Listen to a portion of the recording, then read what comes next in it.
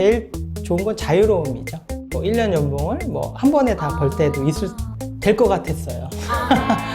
여러 가지 일을 진취적으로 하고 싶으신 분들한테 좀 어울리는 직업이라고 생각을 하고. 그래서 얼마 버나. 네, 네.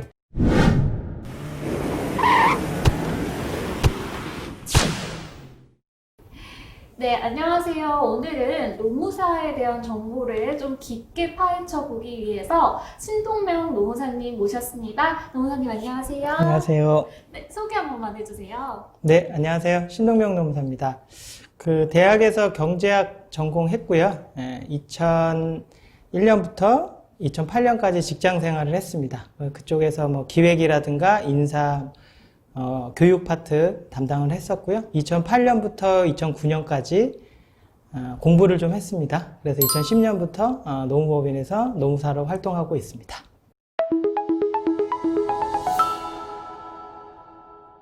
그러면 오늘 한번 노무사가 어떤 일을 하는지, 노무사가 되면 뭐가 좋은지 한번 잘 파헤쳐 보도록 하겠고요.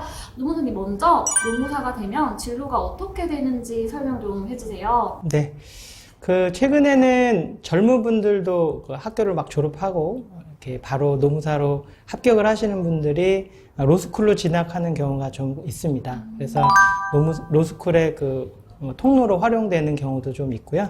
대부분은 취업을 하건, 그 다음에 노무사로 활동하는 두 가지 큰 패스가 있다고 보시면 될 것 같습니다. 그래서 취업은, 크게 보면 공기업 또는 이제 민간 기업이 있을 수 있고요. 그래서 공기업에서 뭐 채용 공고를 보고 노무사 자격을 취득을 하면 가산점이 있기 때문에 그걸 목표로 하시는 분들도 있고요. 그 다음에 이제 민간 기업에서도 뭐 노무사 자격을 취득하신 분들을 뭐 노무팀이라든가 인사팀이라든가 그런 데서 수요가 많아지기 때문에 취업을 곧바로 하시는 분들이 있고요.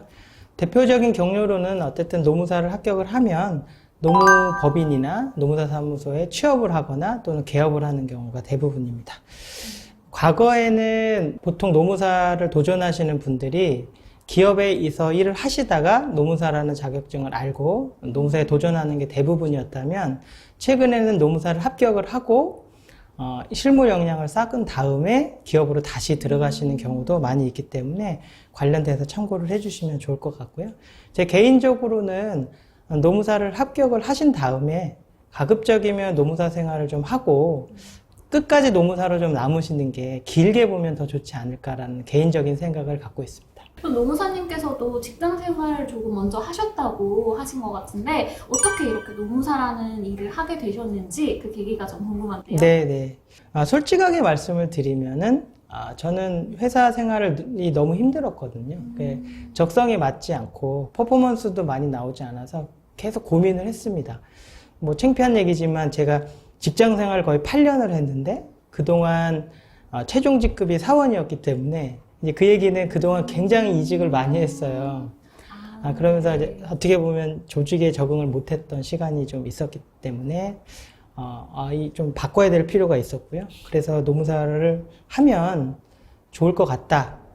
내 경제 활동을 해야 되니까 결혼도 했고 아이들 양육도 해야 되기 때문에 고민을 하고 노무사를 선택을 했습니다. 그리고 자격사가 많잖아요. 뭐 법무사도 있고 세무사도 있고 여러 가지가 있을 텐데 굳이 노무사를 선택한 이유는 될 것 같았어요.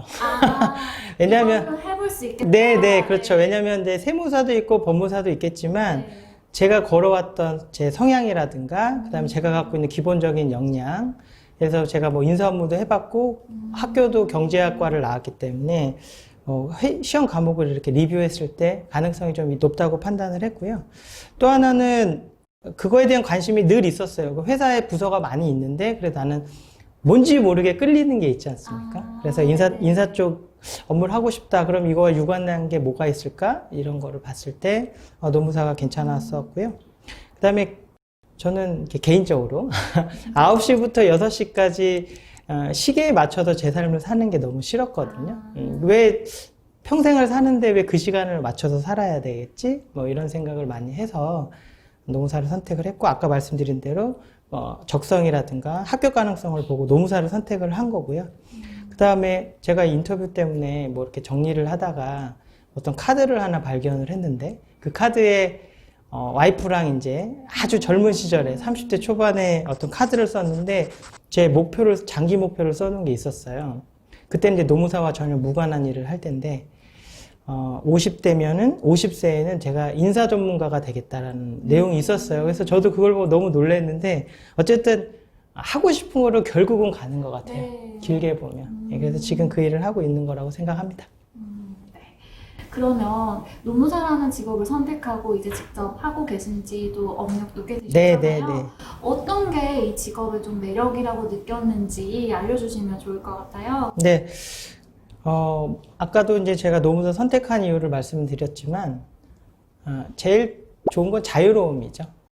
사실 출퇴근 고민은 없거든요. 자유로운 거죠. 제가 하고 싶으면 하고, 안 하고 싶으면 안 하고, 그 결과에 대한 책임을 지기 때문에, 그런 면에서는 직장인과 가장 큰 구별이 되는 거고, 제 주변의 노무사님들이랑 대화를 나눴을 때 가장 만족스러워 하는 거죠. 자유로움. 다만, 이런 건 있습니다. 제가 또 올해는 여행을 못 갔지만, 보통 해외여행을 가거나 그랬을 때, 노무사란 직업은 핸드폰을 켜둬야 됩니다. 직장인과 좀 다르게 언제든 시차가 안 맞더라도 전화를 받아야 되는 그런 수고스러움은 있지만 전체적으로 자유롭고요. 두 번째는 장기간 인생 설계가 가능하다고 생각을 합니다. 무슨 말씀이냐면, 보통 직장인은 50살, 60살 또는 뭐 중간에 이직을 하면서 제2의 인생을 설계를 해야 되는 게 기본이겠죠. 근데 노무사를 합격하고 길게 보면 내가 언제까지 일을 할 건지는 정하기 나름이기 때문에 내가 80까지 일을 하겠다 그러면 남들보다는 장기적으로 내가 80까지 어떻게 성장을 해야겠다는 계획을 세울 수 있기 때문에 장기 계획을 세울 수 있기 때문에 매력이 있고, 그 다음에 다른 자격사와 비교를 좀 해드리면 좀 도움이 될 것 같아요. 네. 세무사나 법무사에 비해서 업무 확장성이 굉장히 뛰어납니다. 무슨 말씀이냐면, 나쁜 말로 하면 정해진 분야가 좀 작다고 볼 수도 있지만, 크게 보면 모든 일을 할 수 있다고 볼 수도 있어요. 왜냐하면 어떤 조직이든 사람이 없는 곳은 없거든요. 그럼 사람이 있다면 노무사는 꼭 노동법만이 아니고요. 뭐 HR이라든가 뭐 교육이라든가 여러 분야들을 할 수 있기 때문에 확장성이 되게 좋고요.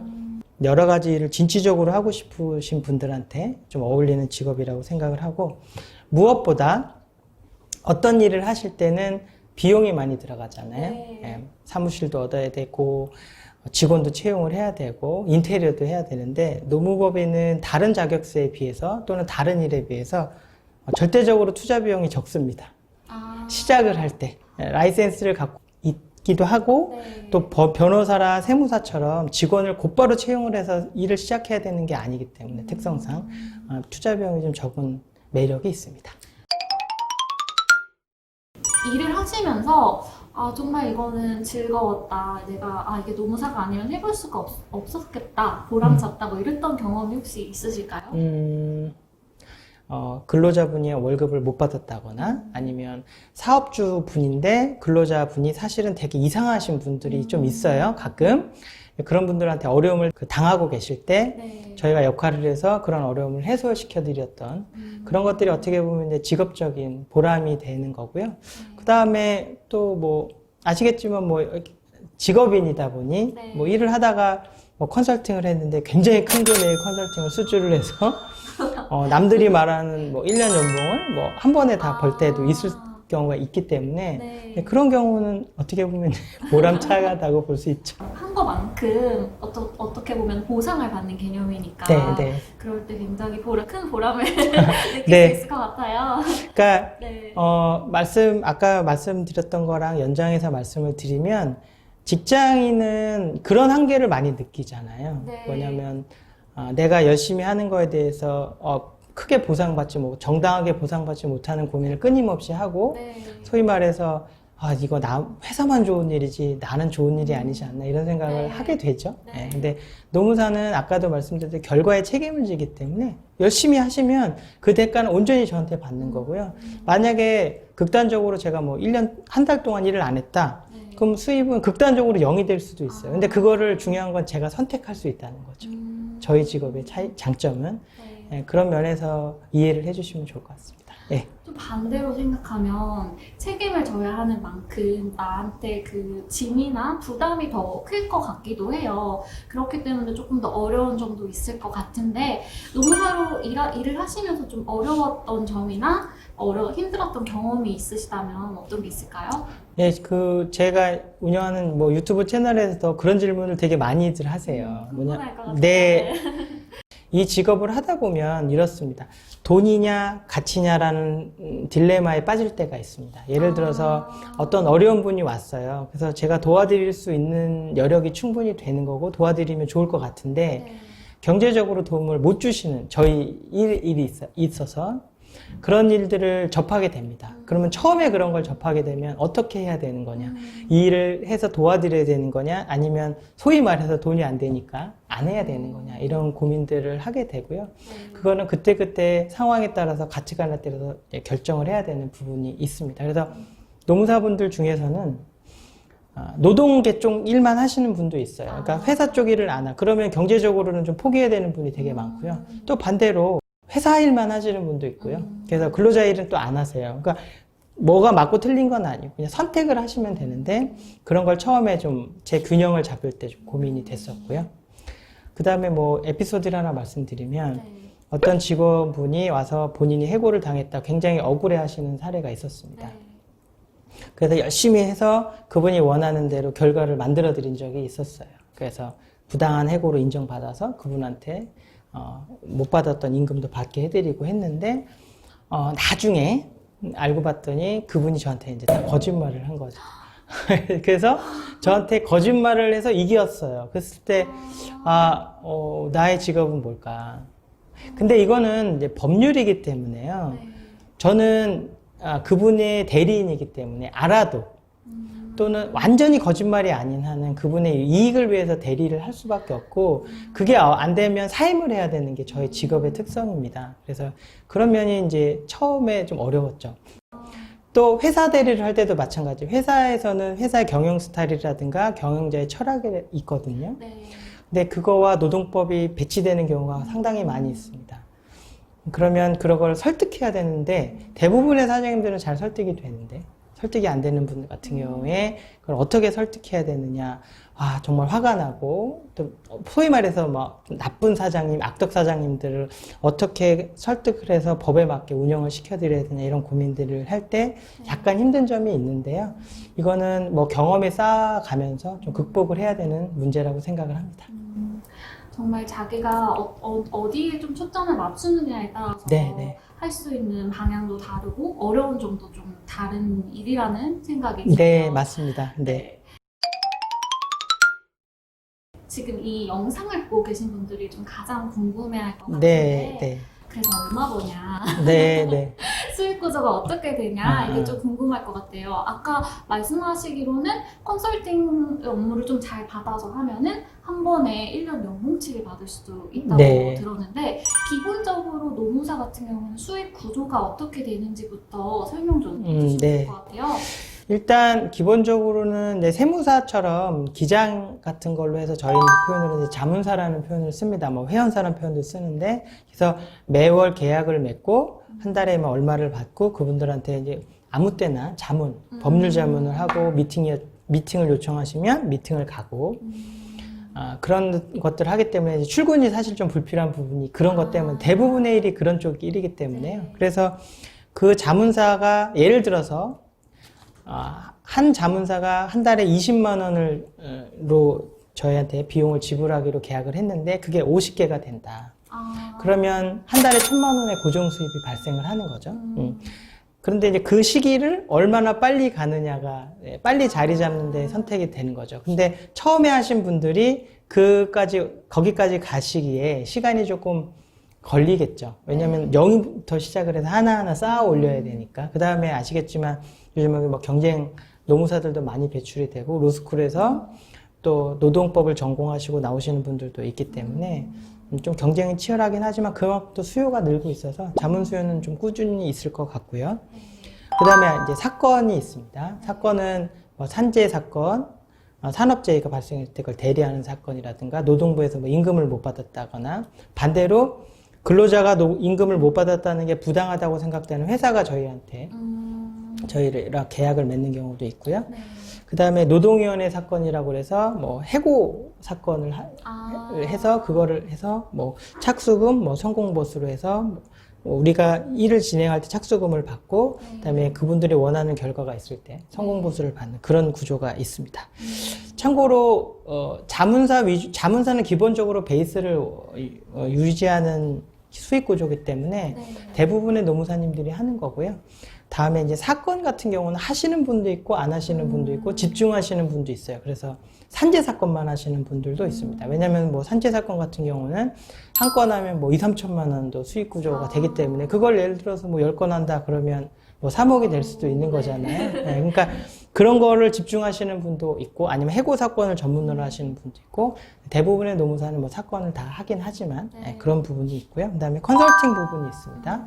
이제 컨설팅은 아까 말씀드린 뭐 근로계약서를 만들어드리고 취업규칙을 만들어드리는 소규모 컨설팅이라고 할 수도 있어요. 뭐 그런 거는 노동력이 많이 들어가지 않기 때문에 뭐 그렇게 금액이 크지 않을 수 있는데 뭐 100에서 200만 원 정도 수익을 받고 아까 말씀드린 대로 어떤 회사에 뭐 채용부터 퇴직까지 전체적인 HR 시스템을 설계해드리는 컨설팅 같은 경우는 뭐 3천만 원짜리도 있을 수 있고 1억짜리도 있을 수 있고 물론 기간은 되게 길겠지만 그 다음에 노동부에서 지원하는 수익들이 있어요. 그래서 뭐 이런 사업이 있는데 좀 참여해 주시면 건당 얼마를 주시겠다 아니면 어떤 위원회가 징계위원회가 있다 그러면 거기에 참석을 하는데 수당을 주겠다 뭐 저도 그런 위원회 몇 가지 가입을 해서 활동을 하고 있고요. 그런 것들이 어떻게 보면 좀 부수입이 되는 겁니다. 그래서 정리하면 자문사 수입, 사건 수입, 컨설팅 수입, 기타 그래서 이렇게 수입이 만들어지고 거기서 뭐 사무실 운영 비용이랑 직원들의 뭐 인건비 제하고 수익이 되는 거고요. 단점도 좀 말씀을 드리면 노무법인이라는 거는 어쨌든 개인 회사이기 때문에 법인 회사기도 하고 그렇기 때문에 일반적인 공기업이나 대기업이나 일반 기업에서 제공하는 복리후생은 없어요. 복리후생을 받는 입장이 아니고 제공해야 되는 입장이고요. 그다음에 퇴직금도 회사에서 제공하는 게 아니고 제 퇴직금이 사실 없는 거죠. 제가 만들기 전에는 그런 부분이 있어서 그건 좀 단점일 수 있어요. 그래서 저는 그렇습니다. 일정 시간이 지나면 대기업 수준의 연봉 정도 생각을 하시면 좋을 것 같고요.